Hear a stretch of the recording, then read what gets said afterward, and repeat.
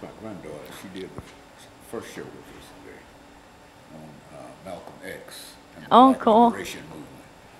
She's in the 7th grade.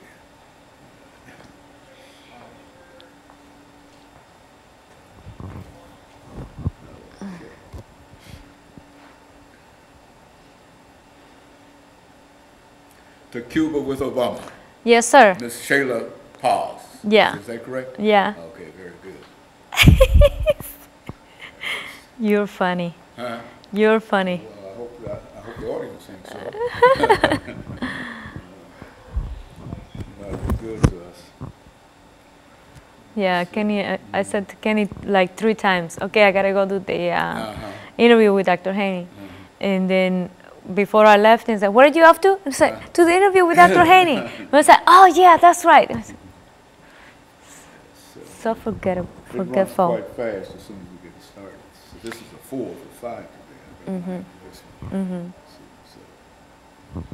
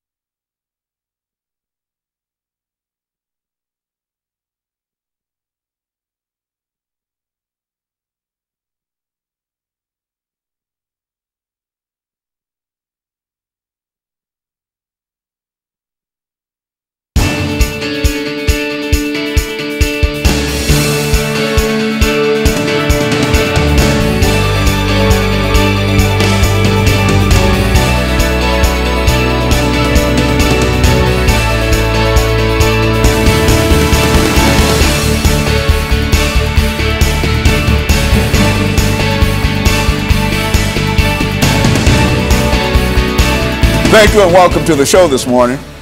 The topic this morning is Obama in Cuba. And we're fortunate to have with us to talk about Obama's trip to Cuba, Ms. Shayla Paz. Ms. Paz has not been with us before. This is her first time being with us, and she will give us some information in reference to her background, her education, and some of the experiences that she had that eventually led her to us this morning. Now, Ms. Paz, let's talk about your background, your experiences, and some of the things that were important in terms of your life that eventually led you to us this morning. Oh, hi, thank you for having me. It's a pleasure to finally get to be on your show. Yeah, I grew up in Cuba. I left Cuba when I was 28 years old. And my background is musical education. I taught kindergarten for about 3 years. And then I realized that teaching wasn't what I really wanted to do. The music was my passion. So I worked as a musician for about 7 or 8 years until I met my husband, and then came to the U.S. So that's the root of who I am as a how you say, profession. Well, now, how did you become involved with President Obama's Cuba trip? I mean, what do you know about that? Why don't you tell us as much as you know about that trip? Well, that's a long story because I started working as a journalist about 9 years ago. And I immediately signed up to be in the White House press list, so I would receive constant updates of the White House, of whatever was happening, so I can have other stories to tell besides stories about entertainment. And I got the opportunity to cover his visit twice in Nashville when he came to Nashville, and I get invitations all the time for all the different events that the White House hosts. I just didn't feel like I should go because, you know, we had to travel to DC or whatever he is.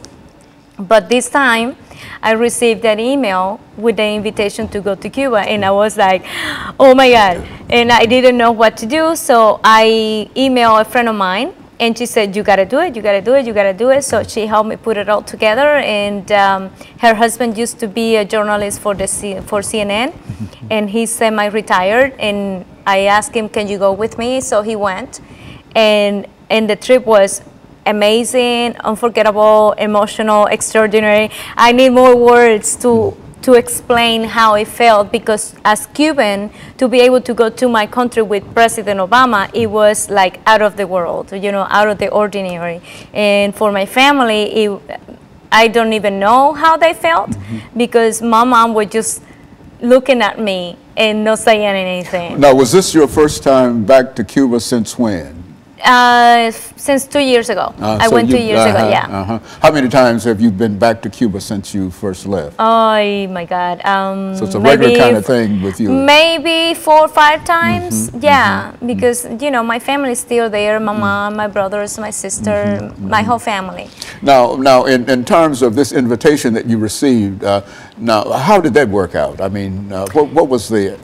Give us some information in reference to that. Well, the thing is that all the media that are on the White House list are invited to come, but you're responsible financially for the trip.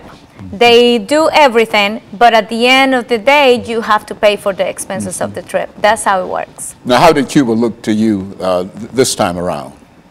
It looked as the same, you know. They just fixed the roads where they knew that President Obama was going to travel through, or they painted the buildings, and the baseball game where it was hosted, the stadium was painted like within a week. And those things are just facade, you know. It's not what the real thing is going on in Cuba. It's more than that. And so in a real sense, this gave you an opportunity to see your family. Once, yes. And what we want to do during the second segment is to show some images, and I want you to narrate some of the images that you will see and tell us about that, because this is really a wonderful trip for you, was it not? Yes. To go back and to find that not only are you with the president, but your family is still there. Yes, it was amazing. Very good. And so what we're going to do, we're going to take our first commercial break, and then we'll come back and we'll have the images, and we'll have about 8 minutes for those images. And I want you to narrate for us what we're seeing on the screen, and then after that 8-minute narration, then we'll have our final break, and then we'll come back for 10 minutes and to talk about some of your impressions and some of the things that you saw that you think that our audience ought to know about. And of course, we'll be back with our audience following this very, very short commercial break.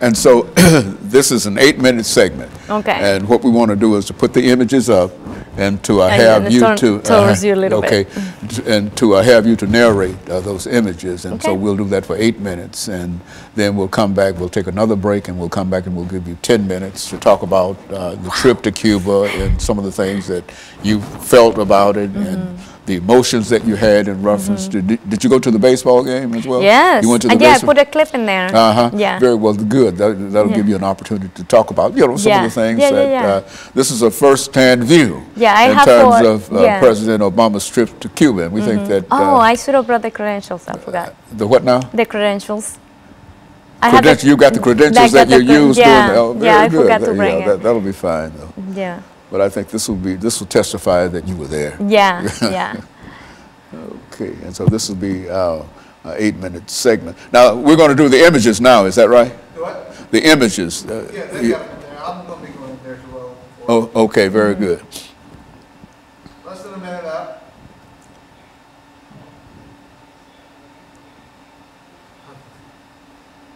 That works. All right. Oh, we've got an extra hand. I don't have to do that.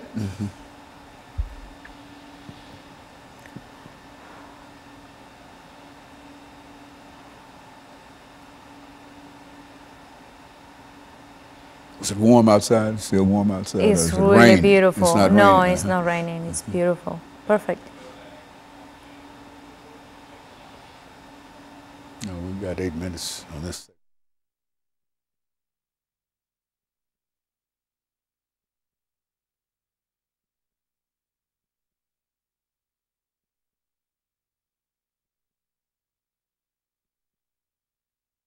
Thank you and welcome back to the second segment of the show for today. We talked to Ms. SPaz, and she's given us some information in reference to the trip that President Obama took to Cuba and her reaction to that trip, since she participated in it in some fashion. And of course, Ms. Paz, we're going to, in some fashion, you know, to make, because you were involved in quite a number of things, and taking pictures and et cetera. And as a journalist and as a person who in a real sense had an opportunity to go back to Cuba to see your family. And, and I would imagine that that was quite an experience for you, to be back into Cuba with the President of the United States. Yes, it was. It was, you know, because it took a while for us to get to the hotel. First off, we were 45 minutes flying around because the Cuban tower in Havana wouldn't answer the plane to give permission to land. So the pilot finally had to tell us, you know, we have 2 hours of fuel, so we'll get you informed. So this is the moment when the President Obama arrived. So I was there at the airport filming his arrival. Unfortunately, it was raining, so the ceremony was cut short. So he just got down and shook hands with some people, and then they went off. And by the time I got to the hotel, my mom was already waiting for me, so I got to say hello. We talked for about 4 hours, and I knew that I didn't have time. I wouldn't have time to see her again. So we just took advantage of that little time, and we hugged, and I had to film myself doing a little piece about their journey getting there. And my mom was filming me doing my piece, and I was like, trying to hold it together. So, and then I just saw her just looking at the video over and over. And to me, that was quite emotional, because I'm the only one in my family that have accomplished something that big. And for her to see me going back with the American president, it was an amazing... Coming or going with the American president. Yes, yes. So this is the little thing that I put together for the trip. And this is the street where we were standing at the baseball game, and you know, we went to see some Cuban musicians. You know, the Capitol building, funny, is under repairs. That's the same time as the American Capitol is in repair. I thought that was kind of interesting. This is the hotel where we stayed. It's called Iberostar Parque Central. And this is about the moment where Obama walked on the stage to give the speech to the Cuban people. This is where we stayed. We couldn't afford to stay at the hotel because it was $600 a night. $600. And I said, you know what? I can't afford to stay there, so I just gonna call my brother. My brother found me this apartment 2 blocks from the hotel, and we stayed there. This is the private plane that took us there. And the day of the speech, they blocked all the roads. So there was no access for the Cuban people to get in there. This is the place where he gave the speech, which is the Gran Teatro de La Habana, named after Alicia Alonso, the prima ballerina of Cuba. Most of the people that were in there were governmental people, doctors, and people of, you know, some... influence. Yeah, influence. This theater is just gorgeous. This is my first time in it. And I was like over the moon being in that theater. I mean, the details are just amazing. So I was like, I gotta write a piece about this. So this is what I filmed. I took some pictures, and this is from the view from the top of the hotel, Iberostar Hotel. You can see the theater right across the street. It's just gorgeous, and I am glad that he got the opportunity to talk to the Cuban people, because he talked from the heart, you know, and say things in Spanish and not just plain Spanish, Cuban Spanish, which is a little different, you know, like que volá, that is very ghetto, you know, very street-like. And so in a real sense, you had not only an opportunity to go with the president, but to see some of the things that, well, what do you think about in terms of, I think you mentioned the fact that they painted some of the buildings before his arrival, and they resurfaced the streets and et cetera. But overall, what do you think about Cuba in terms of what you saw at that time? It's, see, the buildings, this is one of the side street, and I'm doing a story about the people, how calm they are, but they are very excited that the president was going to be there, and this is not being fixed at all. This is one of those streets that are like really near the main street where Obama was going to drive through with the motorcade. But you know, there is a long ways to go for the Cuban government and for the country itself to being rebuilt, and it's going to take a lot of money. And how did the people feel? I mean, how do you see the people in terms of their feelings and their emotions in terms of the president's trip there? The moment that I saw that you could feel, I still get goosebumps. The emotion was when we were at the baseball game. Because when Obama walked through that tunnel, all you feel was the trembling of the whole thing. It was full of Cuban people, and they were there waiting from 10 a.m. in the morning until he got there about almost 2 p.m.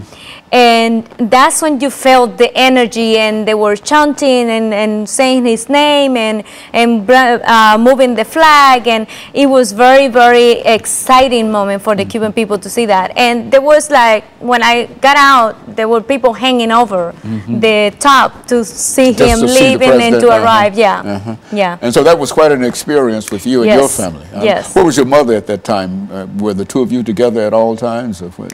No. I wasn't. I knew that I wasn't going to be able to see her again, so I just saw her the night we got there on the 19th, the night before. All the press got there the night before he arrived.